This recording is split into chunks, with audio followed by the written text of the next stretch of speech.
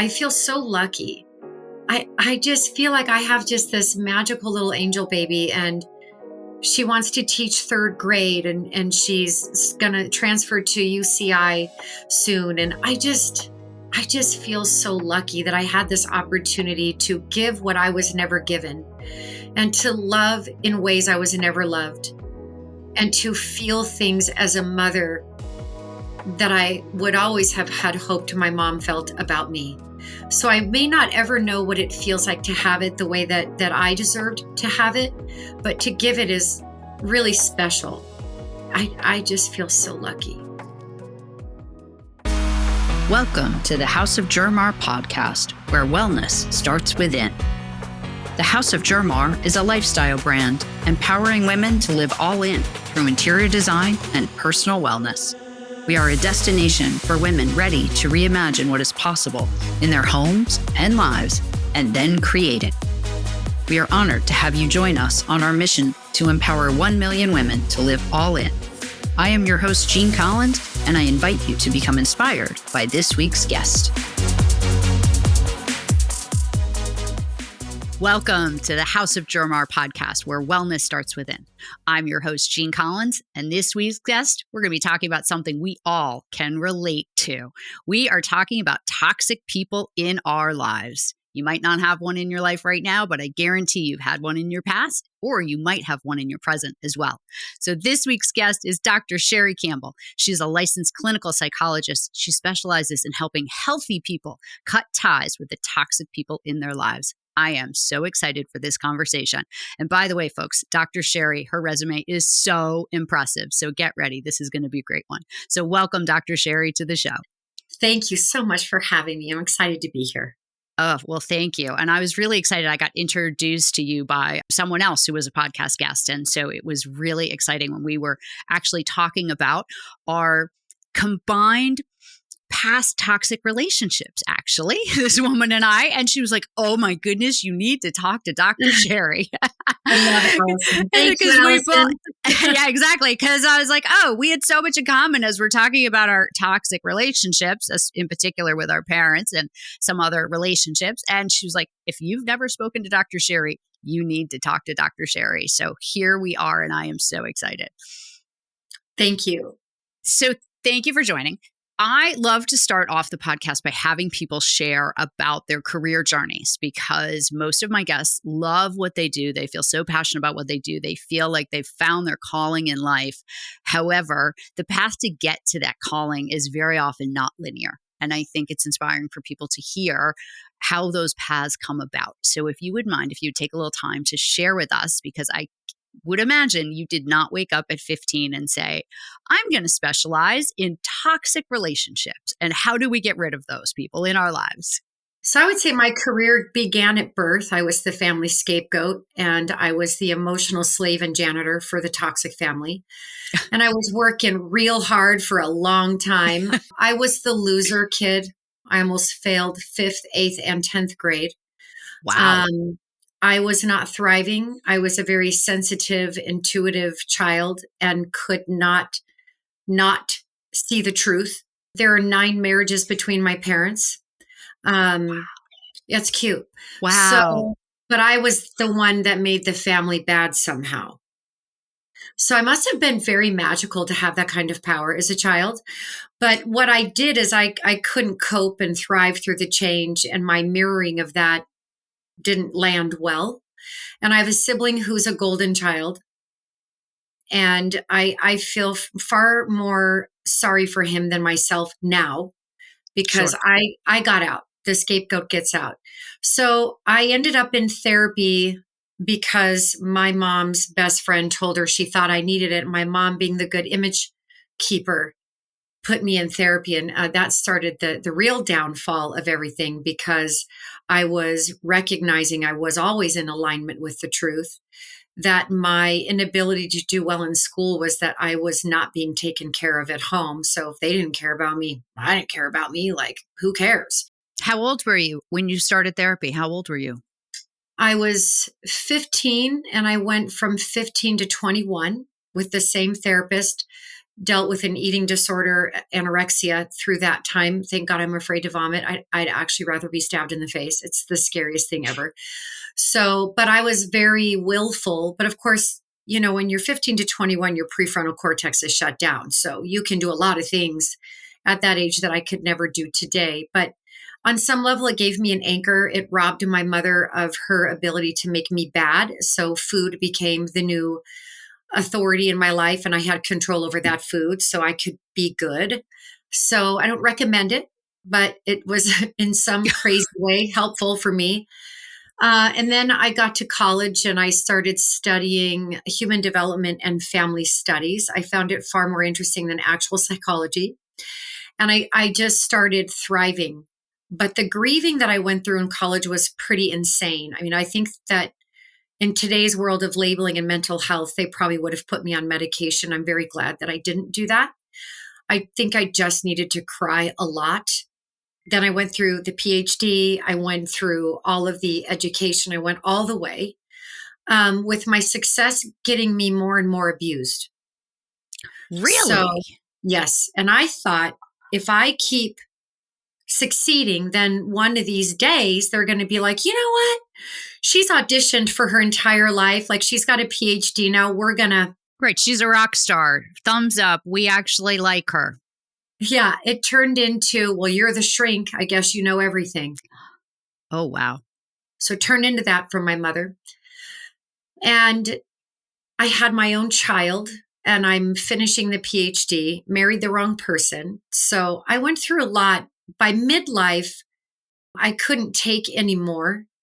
But I was lucky in that the game in my family was to actually cut me off and silence me into hell and purgatory until I'd fix it. And this time I didn't. And now I'm 8 years free of these abusers. And so the books, I never intended to write a book ever. I wanted to hide out as a little introvert in my office and just stay there. But the books came. They were gifted to me. I feel like they kind of came through me. And then I was like, gosh, if I publish one of these, I'm going to get stoned off the earth. Yes. Because there's this theory out there that all parents are good. And it took me 10 years of having a TED Talk on a vision board to end up on that stage. And in my year, 150,000 people applied and only 100 speakers were chosen. And the title of my TED Talk is Not All Parents Are Good. Yes. So it was really wonderful to get this on the stage, and each TED place has a theme for their talks, and ours was disrupt. So I got cut off and I didn't mend the fence. And then I started writing my books. And I can just tell anyone who's listening that my healing could really not begin until those ties had been severed. Because even when I tried low contact or even cordial contact, just one drip of that poison would make me depressed for 2 weeks. And there's a lot of experts out there that just want to promote, you need to accept your parents for who they are.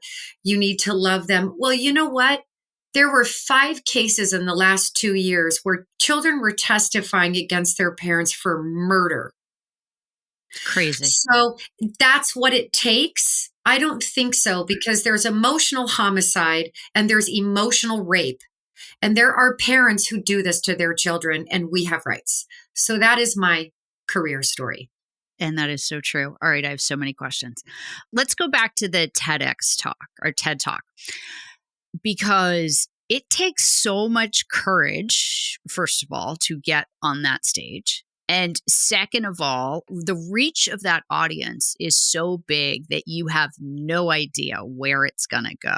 And that's the advantage for those of us that want to be speakers. You're like, that's the upside. You have no idea where it's going to go.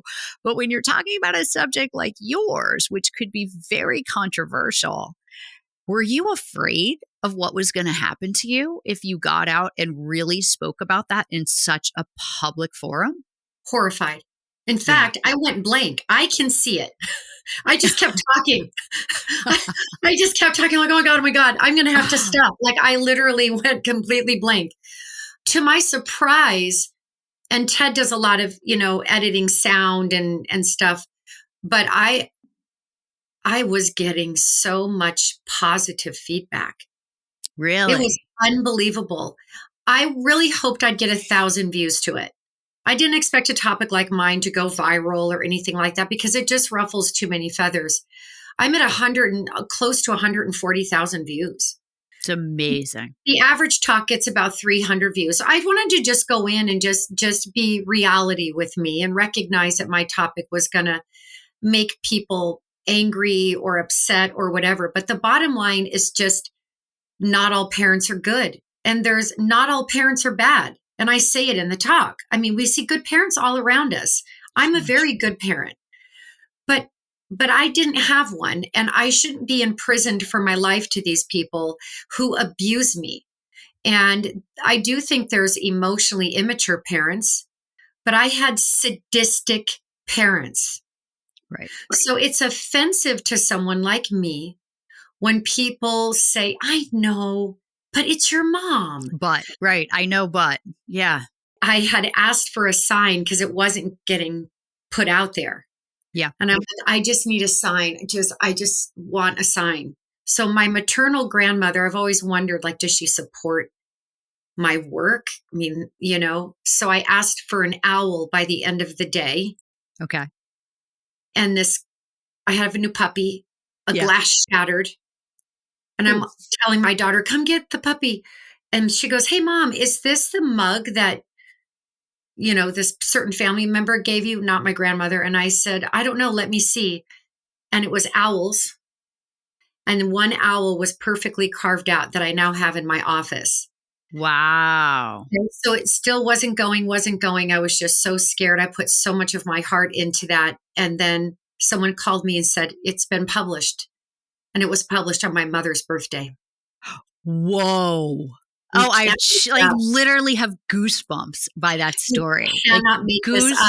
Bumps. Yeah, you're like, this is the universe and it is talking. Anyone who doesn't believe or have faith in some form of universe, here it is, folks. So for me, more than the talk, because I did go blank, so I didn't feel like I did my best.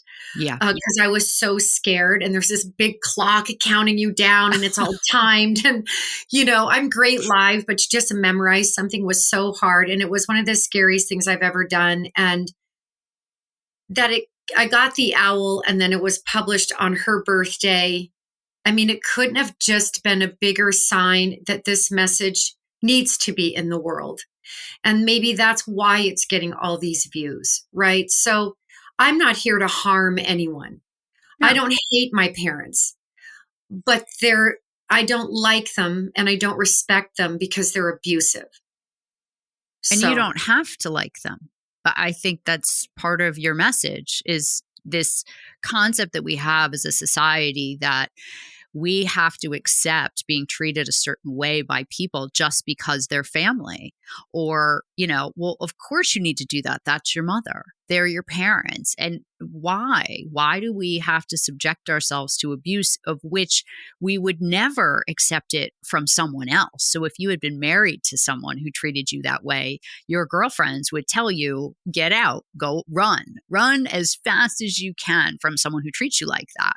You deserve more. You're worthy of more. But when you put the family label on it, all of a sudden, I don't know why, but the expectations change. And that doesn't seem fair. And it's the worst only from child to parent. Correct.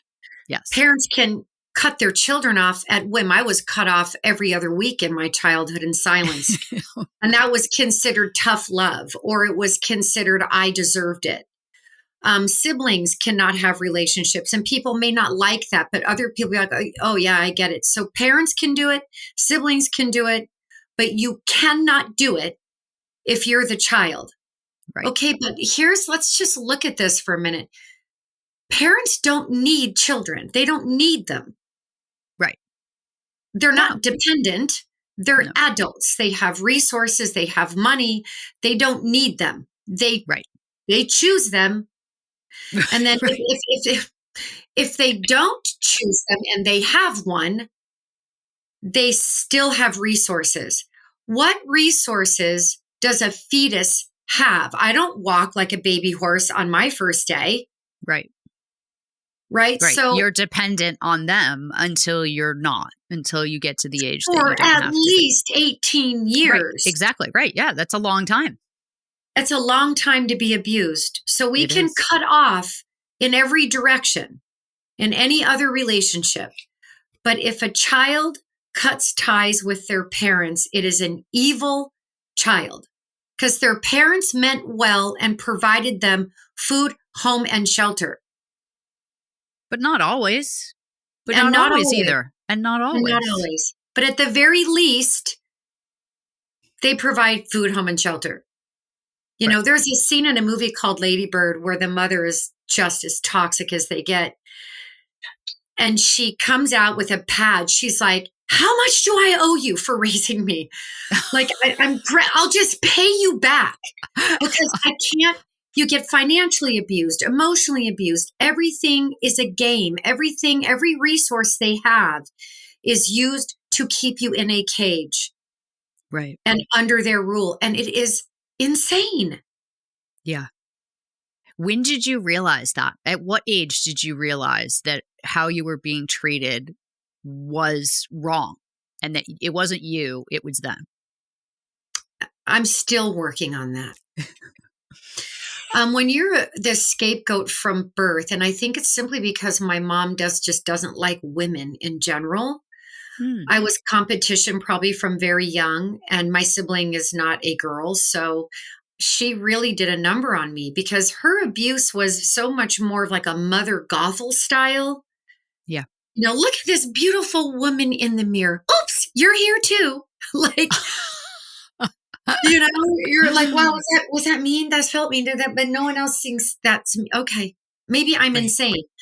Or she'd say horrible things in public, and I and everyone else, I imagine, would have a reaction. But then they would say, you know what, Sherrie, it came out wrong. There's no way She she didn't meant mean it it. that way. Right. So I was always questioning my reality. So I think having a child and feeling this incredible love for this child that I had. And when my mom or dad would be around my child, I felt like they were going to get her dirty. Like I had Right. this really weird maternal, I didn't want them to hold her. I didn't really want their presence around her. And I thought that was really interesting.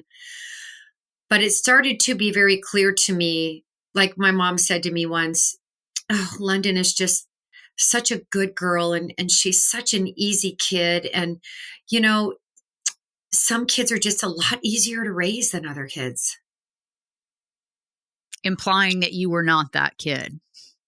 She's like, I was ready to sell you on a corner for 25 cents or best offer. Oh my. Mm. Okay. Okay. For someone as a parent to say that about their child and not think that that type of statement has such a deep impact of making you feel unworthy and of no value. It's not, that's just like that Yeah. one, even if that's the worst thing she ever said to you, that I know this from my own family, that sticks. And then when they do that again and again and again and again, I can only imagine how hard it is to dig out from that and find you and find your voice and find your worthiness. I was midlife before any of that happened. I Yeah. had to get out. Yeah. I had to fight my way out. And I had to do that with no confidence, no self worth, a new baby, and a divorce. She wants my life to be as hard as it can possibly be. And she will contribute to that the most when I'm suffering. So that's how she is. I can't explain her insanity. Understanding her has never changed her. Forgiving her has never bettered her. It's only put me into the line of deeper abuse. I truly think that she's relieved. That you've cut her out. Absolutely. Because at some point, all along the way, she enjoyed losing respect for me for sport, like any bully. Right.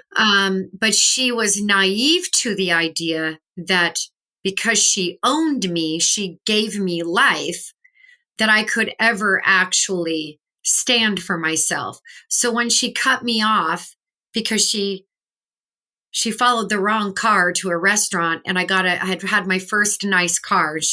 That's not okay if I have nice things. So she turned it into this all out assassination of my character because she just followed the wrong white car to a restaurant. Oh boy. Okay. It was cute. And I was just cut off and I was confused. But then she tried to reach out to my ex-husband to develop a relationship with this man that she hated, didn't speak to for 10 years, to have a relationship with my daughter behind my back without my permission. So not today, Satan, not today, not doing it. So Right. it's been 8.5 years. She still sends flying monkeys here and there to me, especially if I'm on a very famous person's show and this is being talked about. It's really not her. It's me and my journey and my healing. I don't write my books to hurt her because I'm not thinking about her when I write. I'm thinking about how I overcame her. Sure. And what The I've healing. done. But she's irritated that she doesn't get to see my emotional carcass laying at her feet anymore. And so my healing took midlife, I was trying to heal. I've been in therapy for most of my life trying to heal, but I never dreamed of a day that this would be my life either. Right. I was in therapy trying to be a better daughter. Right. Yeah. Right. But now I feel like your focus is on you trying to be a better human and sharing your lessons with others so that they feel That's that they can right. become better humans as well. I'm no longer a scapegoat. I'm a cycle breaker. I'm a superhero. Right. Because that's what that takes. Which is powerful. Now, how old is your daughter now? She's going to be 20. Okay. And what does she think of this? Because she's definitely old enough to understand this. Well, I married my mom, so I did that too. Isn't that fun when you do that? It's amazing when you wake up and you realize, how did I do that? And people are like, again, and people said to me, and you tell me if they said this to you, people said to me, how did you never see that? I'm like, 100%. I don't know, until I saw it. And then when I saw it, I was like, oh, okay. Now I can't unsee. Right. So, yeah, right. But I didn't see until I did. No. Were you the same? You didn't see until you did. Until I did. And then when I did, I was like, oh, God. Oh, no, this is not good. Right. But really, it wasn't good for her. I couldn't have her in that environment. Like my mother, he's very neglectful. So she stopped seeing him at 14, her choice. She wrote a letter to his therapist. She wrote a letter, and this whole package she sent there. And he told the therapist to ignore her. So we found that out a bit later. And that's his choice. And he can go live his life the way he wants it. But so she'll probably have some daddy issues. But she and I'm a single mom. And I have a partner. I've been with my boyfriend for 8 years, but we're raising kids in 2 different counties. And I wouldn't have it any other way. I feel so lucky. I just feel like I have just this magical little angel baby, and she wants to teach 3rd grade, and she's going to transfer to UCI soon. And I just feel so lucky that I had this opportunity to give what I was never given, and to love in ways I was never loved, and to feel things as a mother that I would always have had hoped my mom felt about me. So I may not ever know what it feels like to have it the way that I deserved to have it, but to give it is really special. I just feel so lucky. It is an amazing gift, right? When you can feel like you've changed the path of history and been able to experience that relationship of parent and child in a different way. Yeah. When I got off the stage of the TED Talk, I'm actually very clumsy, and there was like this little step. And so someone walked us down the step and walked us back up the step. And she was like, oh my God, Mom, I was so worried you were going to wipe out because of how you are, And I'm like, God, I know. But when I got down, to see her face makes me teary. Watch me do that. And I got to her, and she's like, Mama, you did so good. She goes, Mama, everyone was like, like mumbling, and they weren't doing that for anyone else. Mama, it was so good. And And to have her there for that moment when I did that has, I think, helped my daughter have her voice with her dad. She asked me to start therapy, so she started therapy. I just feel so lucky. And maybe she's my gift for all the trauma, because not only were my parents toxic, but there were 9 marriages between them. And so many bad things happened. So many awful situations I was put in. So many situations I should have never seen. I was thrown into the middle of affairs and having to go see lawyers about affairs and divorces that weren't mine. I had to be the adult, the best friend, all the while I'm the enemy. So there was just so much parentification that happened to me. And I haven't really even started that journey in my own healing because there's just so much. Right.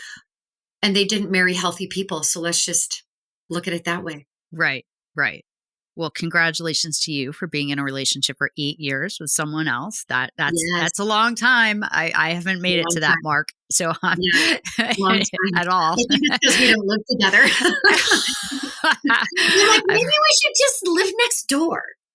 I know people who 'Cause do that, who are I in know their I 50s like me probably who do that. They live no. around the corner from each I'm like her, other. I need a she shed. I need a tiny home. I need a she shed in the back. So I will need that kind of space someday when we combine lives. But Right. we do. He has 2 boys and I have my daughter, and we have a cute little family. It's Yeah. really great because his ex-wife is just a whole other experience. And we're lucky because we each kind of provide a friendship and a mentorship for the other's children that they don't get from their own parents. So we're really lucky. That's a good gift. Yeah. Yeah. So let's switch gears for a second to your practice. And why do people come to you for help? And how do people come to you for help?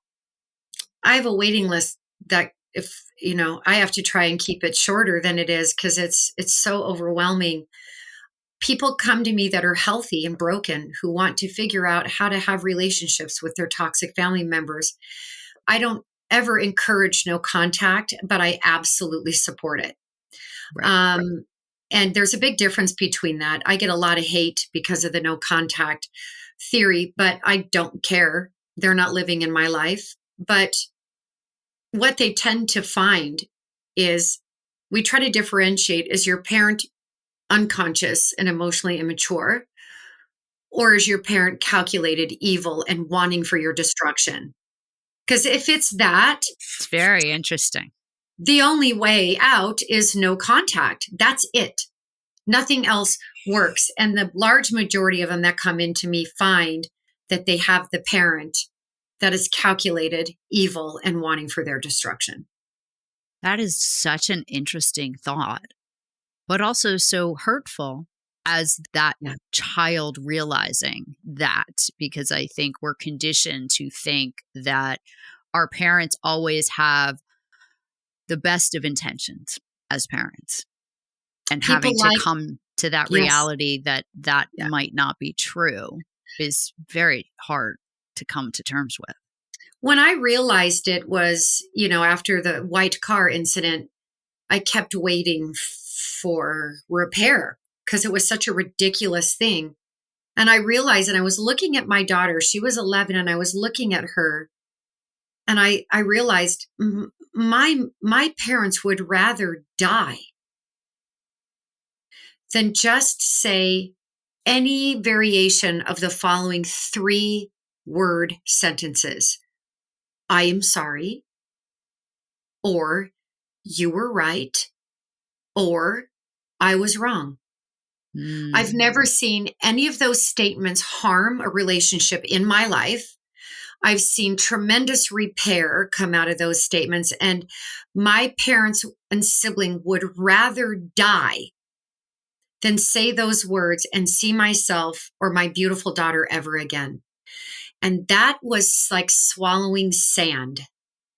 That hurt my soul to recognize that they would curry that kind of favor to their ego, because they saw me as weak and they saw me as broken, and they never thought they'd see the day that I wouldn't be. Mm. So shame on them, jokes on you, because as soon as you went away, I found myself. Right. Then you got stronger. Right. Yeah. Then you found your true self. And then you were able to start the healing. And I think you had said this, and I can see as you're explaining it, that it is almost impossible to heal when you are in it. And it's not until you Yeah. can step away from it and get some perspective. Like just the three things that you said, I was so curious to hear the three things you were going to say. And I found it interesting because none of them are, I love you, which is what you expect your parents to want to say, or even, I like you. like, Oh, yeah. like not that I was surprised. And you didn't say those things. The things that you said, I would have never thought of those things. But when you put them in that framework, it's very different. Yes. I was hated. She hates me. And she has always hated me. Which is so hard And to understand. As a parent, I can't even begin to understand that. I love my daughter more than anything in the oh my world. God. I Yeah. can't even imagine. Especially because you're not an evil human. Like, it's not like you've gone out and, killed babies and killed No, animals. but I needed her. I Right. needed her and I wanted her. Mm. And I damn near begged for her. Yeah. So she would light up when one sibling would walk in, and then I'd walk in and it would be like, Mm.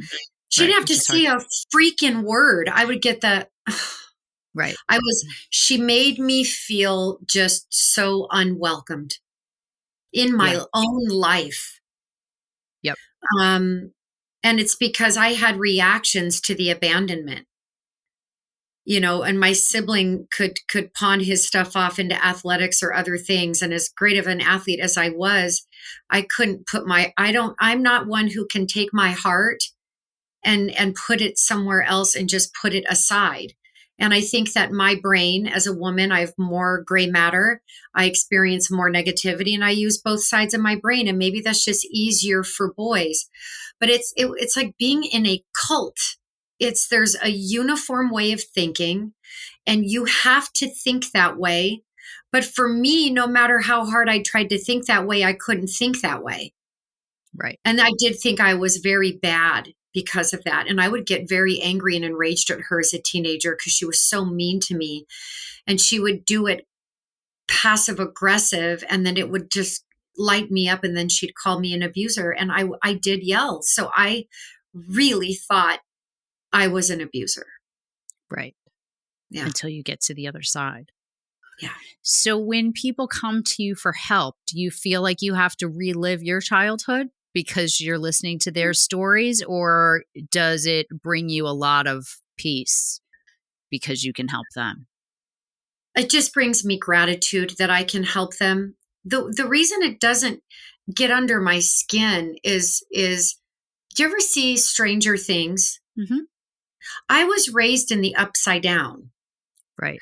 So when I see other upside downs, I'm like, oh my God, hi! I love my upside downs. Woohoo! Upside downs, unite. I feel less alone. I feel like there's, at least for them, there's my footprints in the snow, making them a trail up the mountain. I was doing it blind and deaf Right. and mute and everything. I just was doing it by myself. But I love seeing my other upside downers because they understand the language I speak. Like my partner is not an upside downer. That's And probably so good. there are parts of him, there's a gap between us. Yes. And there are parts of being in the right side up now that too, I'm like, that's not the best. It's like if you're securely attached and love is always there, imagine if you always had money and you knew that you would always have money. You're a Nepo baby or something, right? I think there's a negative effect to some of that. Like one, you don't appreciate money. You maybe won't work hard for money. Sure. He's had to grow a lot because he's never really had any trauma. Right. And there are times that I'm like, oh my God, the sensitivity chip is just missing. That's where you get into sort of like the unconscious. He just doesn't know. And he's grown a tremendous amount. So I think it's interesting that I have a right side upper.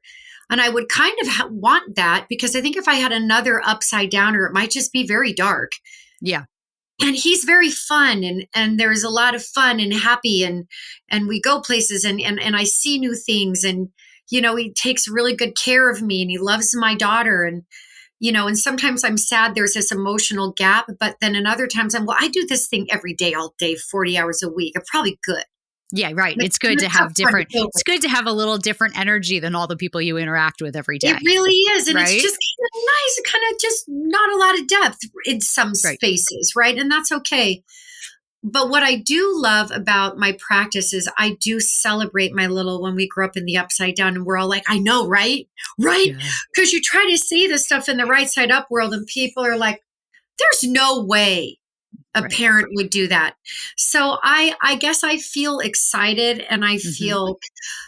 feel like I get to be so grateful that I get to see someone like me, and they get to see someone like me, and I'm going to have answers for them, and I just feel thankful. And I love that you said you feel grateful. Yeah. I really do.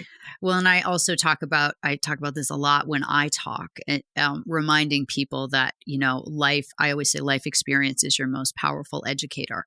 And I say to people, if you're 1 year as an entrepreneur, you're 1 year ahead of somebody who hasn't even started yet. And so one of the gifts that you can give to people, even though you're still a work in progress, we're all a work in progress, is that you are farther along than people who are coming to you. And so it gives them so much hope and inspiration as to where they could get to and where they could be. And then as they build a relationship with you, they see you continuing to work and continuing to grow and continuing to get stronger, which is inspiring. And I think that they see that I'm actually genuinely happy. That's nice. Yeah. Yeah. I remember this girl in high school, and I would watch her, and I went to I grew up in a very small ski town. So there's like 60 kids in my grade. And I remember seeing her laughing, genuinely laughing. And I looked at her and I was like, I don't have any of that. Mm, Like, I right. don't even, what she's feeling right now, I've never, ever felt. Yeah. I chose attachment over authenticity because I didn't want to lose my family. I didn't want to be all alone. But I recognized at some point I was always all alone in that family. The only difference now is the volume is turned down, but Right. I was always alone. But it took me until midlife. And I think something happens in midlife, especially with women. I feel like around 40, I had just a major upgrade or some kind of a download. And I started to feel like this different perspective instead of birth to life that would be unending. It kind of became more like life to death. And then I had this beautiful daughter, and I just didn't want to live the second half in as much pain Mm, and confusion as I did the first half. sure. And now I had all kinds of resources, and I was financially independent, and I've been cut out and cast out of every will. My daughter, they won't give my daughter the education money left for her by my grandmother. Like, it's disgusting. Right. So they wanted to starve me back, not love me back. Yeah. They wanted to bully me back, not love me back. So none of that. Take the money. I don't care. Take the money. And then once I had those resources, I had power. Mm, And I know yep. that not everybody gets financially independent. Sometimes the cult is so thick that they haven't, and that's really hard. But it was a superpower for me Yeah. because then there was just no need. And I Yeah. just think something happened at 40. So by 45, it was all over. Yeah.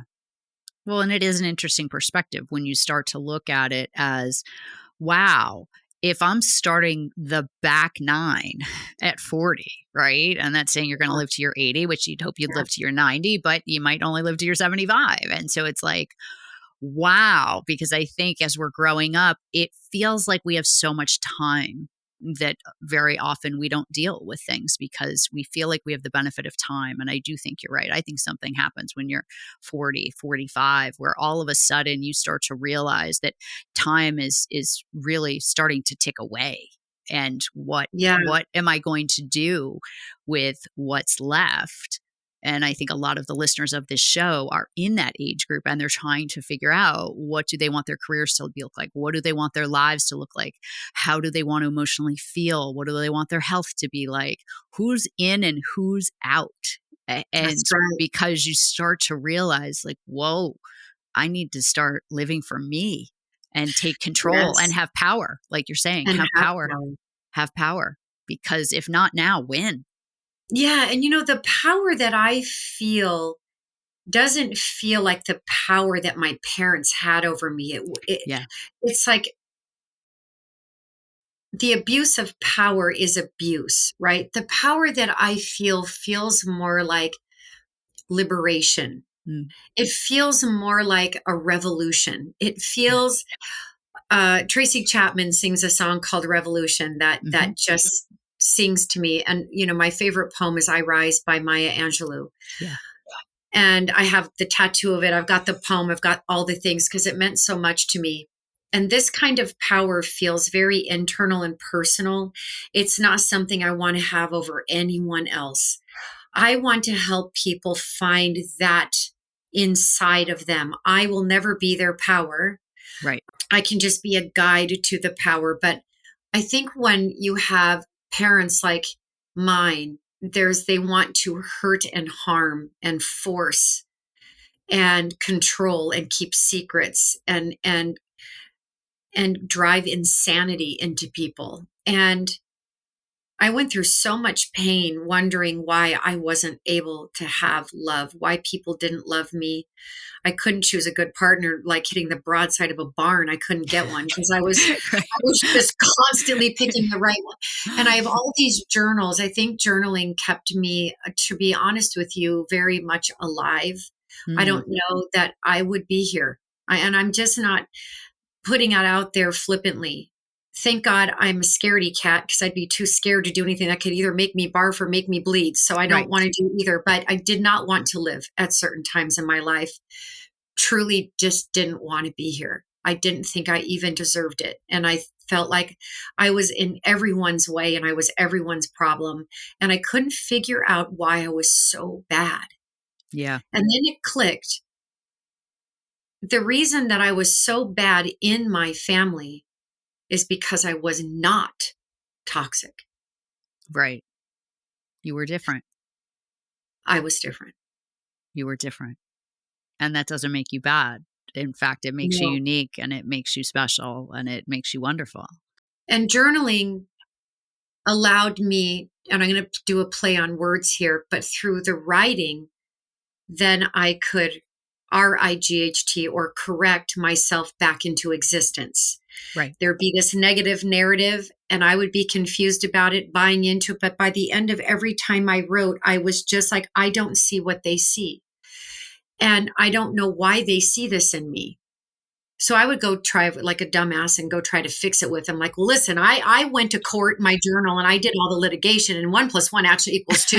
And then I would make that conversation so spun, like maybe 1 + 1 does equal the square root of 27 times 2 squared divided by 3. Right? Like I never got heard because you go into the hamster wheel of hell when you try to communicate with these people. But I think without the writing and writing myself back into existence and correcting the narrative on a daily basis, I have 500 journals. Wow. And I can't let them go. I don't burn them. I'm actually going to leave them to my daughter when I pass because I think it's just someone's full life story. It's real.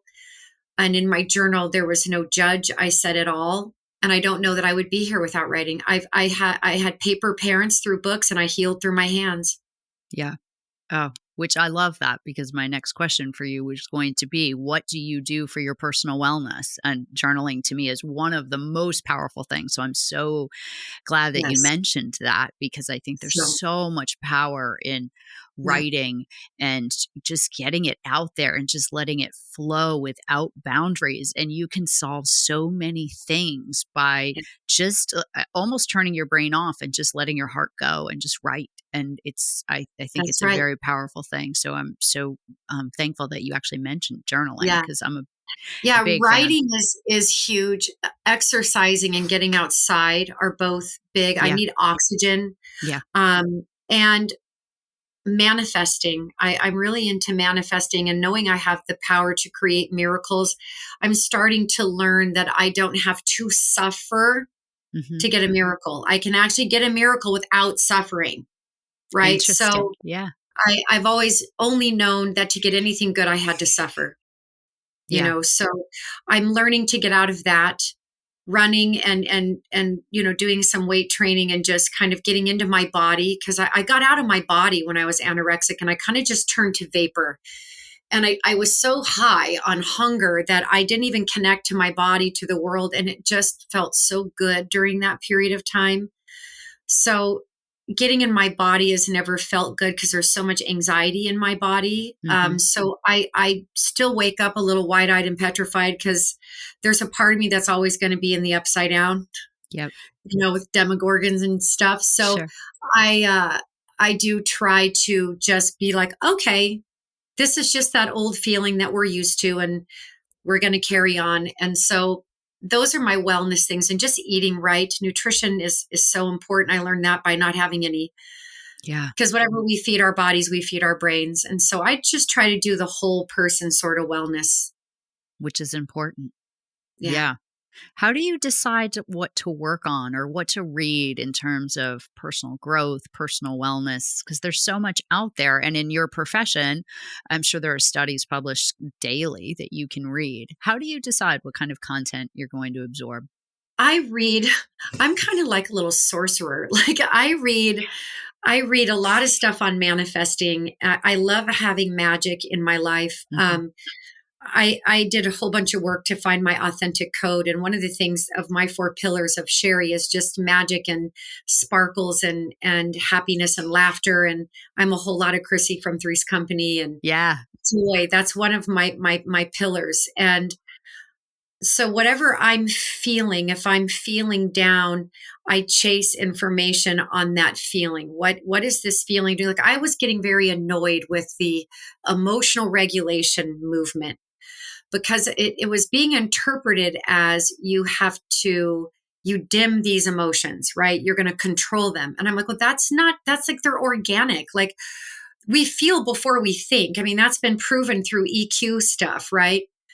So I started reading on it, and then I kind of came up with my own theory on emotional regulation that just fits for me better. So like that irritation led me into some reading Yeah. because yeah, just temper your emotion. No, I look at it as there's a monster in my basement. Homie got woken up. So there's a trigger on the ground floor. And now I'm not grounded because homie's running around making a mess in the basement. So I have to go down there Right. and I have to have a conversation with this I'm not important monster who's running amok, wants out and the person that made me feel that way. Right. So I have to hear this monster out and do some work on the intersections between floors. How this person that triggered me didn't make the monster. That goes to mommy and daddy. Right. Okay, Yep. so he doesn't deserve the full Yeah. monster. Yep. So I have to figure out what part of that emotion does this person deserve so that I'm being appropriate. So I figured that out. Now all my systems have to shut down to do this kind of work. But then I control not the emotion, I control the timing, the Hmm. pace and my tone. Sure. So when Your I'm response. It's like your angry, response and how much that's right. it hits inside and what your response and how you're going to react. But you're not saying the emotion doesn't exist, is I think your most important point. You're And it not exists at right. its full throttle of Right. existence, Yep. because those monsters are really, It's real. deep embedded into my amygdala and hippocampal areas. Unless I get a lobotomy, that's not going to change. So I focus on the pace, the timing, and my tone. So when I say my system's shut down, for example, let's say it's an issue with my boyfriend, I'll just tell him I need some space so that your head remains attached to my body. So let me go and, I need to go and work on the intersections between floors. Or let's say I get mad and I get snarky.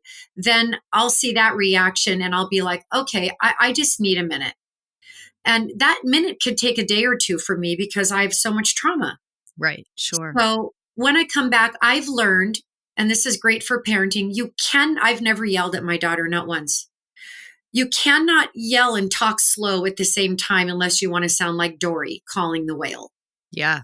Right. So I control the tone and the pace and then the timing. So I try not to react. I try to respond. If I find that I'm reacting, I try to take some space so I can come back and respond.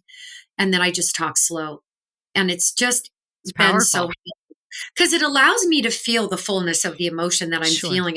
I don't think repression does any of us any good. No. Right. No. So that's kind of how I choose to read. I would say anymore in my life, I write far more than I read. Okay. Yeah, I love writing. Well, and that could be why you maybe have 10 books out? A lot. I think I'm like 6.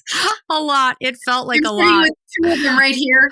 It felt like a lot. Are you working on a book right now?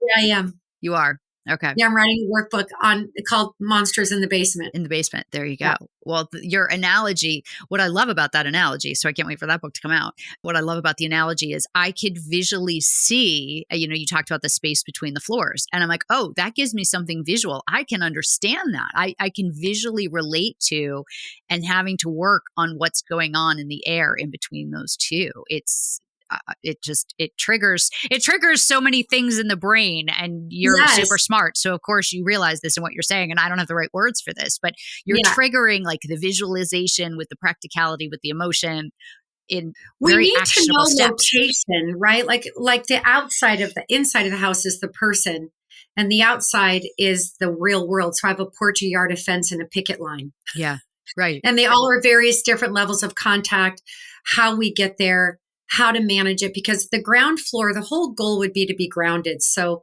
the second and third floor is about calling on the higher mind.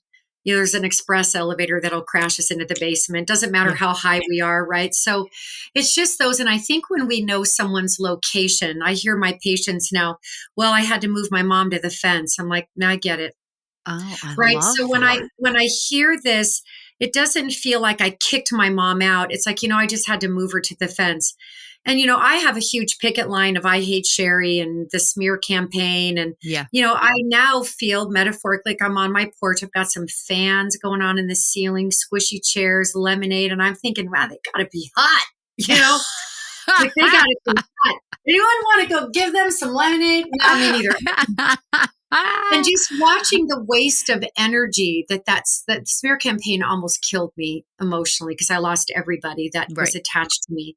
And they believed her, and which just is insane to me. But now that I'm not afraid of it and I see it going on, I'm like, hey, they just have to keep creating shit. Did you hear that one? Like, that one isn't even true.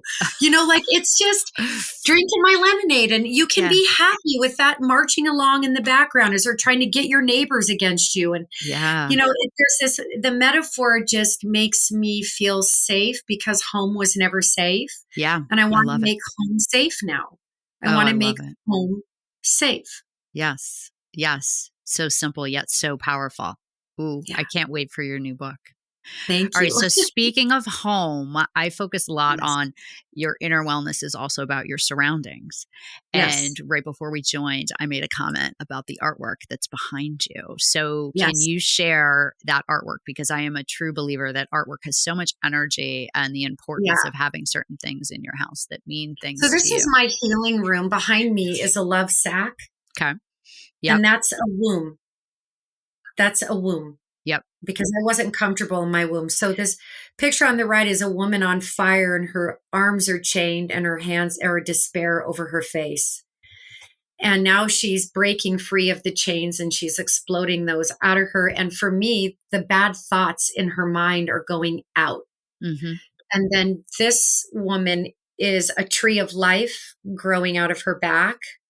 And then here, there's a woman that's walking out of, this is today. So my past is always behind me. Okay. Yep. Okay. So metaphorically, I always sit in my womb. My past is behind me. Then over here, there's a woman coming out of a forest with fireballs. Ooh. Like, oh! Right. And then below her is a woman, and this is all the same artist. And there's a cloud of empathy flowing down to the person who sits at this desk. Yes. And then in front of me is a woman bare-breasted, Mm-hmm. holding the earth suspended above her hands with wild red hair everywhere. Oh. And then to the left of me is a woman who's walking down a street and all her troubles are exploding away because she's walking through them. Sure. Right. So Movement. when I sit in this room, there's a lot of just feminine energy in here, and I write in here, and I create books in here, and I'm surrounded by this man who doesn't know me, but who painted the story of my life. Truly. And so I love being in here, and it's like my sanctuary. And I love that, because that speaks to so much to what I talk about with people, is that creating the energy within their own spaces that helps them grow and flourish and feel their most authentic selves. So that is so powerful. Oh, Dr. Sherrie, I could talk to you for hours. I've taken up so much of your time. So before we go, and I'm going to put, links to everything about you and your bio here, and, be so great, and can't wait for your next book to come out, because that speaks to me so much. The analogy of a house I use a lot in what I talk about. Yes. So I can't wait for that one to come out. But I always ask my guests to recommend a book that has impacted them personally or professionally that they would recommend someone read. So what? I actually have 2. Can I do 2? Of course you can. Okay. I mean, I have 1,000, but let's do 2. I don't know. I had to read this book on every level of my education, and it's called The Road Less Traveled. Oh, yeah.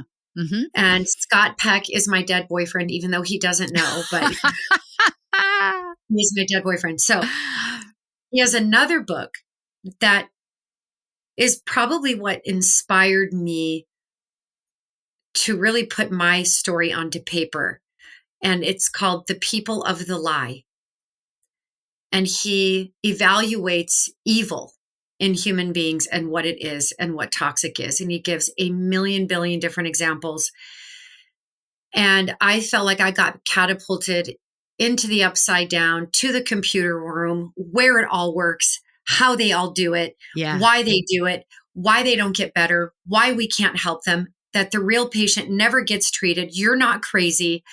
And it just liberated me. Sounds freeing. Amazing. All right. I'm going to link those 2 here. I'm going to link those 2 here. Oh, I cannot thank you enough. I feel truly blessed that you would spend an hour with us, and your energy is amazing. Your journey is so inspiring. And you said a lot of things that definitely touched me with some of the things that have happened in my past. So I hate to say this, but it's always nice to connect with someone that I'm like, oh, I get her. Yeah. We're from the upside down. I was like, yeah, okay, I get her. Don't you love it? It's called Stranger Things. Like you and I would be Stranger Things. We would be. Yeah. Yeah. So Stranger Things. When you tell people that you don't talk to your mother, they look at you like, or you get the flip side and people say, oh my goodness, you're like me too. Yes. And I do get a lot of that. I think there is a larger community than people think, because they don't talk about it as much. So I had no idea. Thank you for that. I had no idea. And you're welcome. And I loved being on your show. Thank you so much. I really much. appreciate you. Yeah. Thank you. Thank you so much. I hope you have a beautiful weekend, and I look forward to staying connected with you. And I hope you have a great rest of your day. Thank you. Bye. Thank you for joining the show. You bet. Thank you for joining us for another episode of the House of JerMar podcast, where wellness starts within. We appreciate you being a part of our community and hope you felt inspired and motivated by our guest. If you enjoyed this episode, please write us a review and share it with friends. Building our reach on YouTube and Apple Podcasts will help us get closer to our mission to empower 1 million women to live all in. You can also follow us on Instagram at House of JerMar and sign up to be a part of our monthly inspiration newsletter through our website, houseofjermar.com. If you or someone you know would be a good guest on the show, please reach out to us at podcast@houseofjermar.com. This has been a House of JerMar production with your host, Jean Collins. Thank you for joining our house.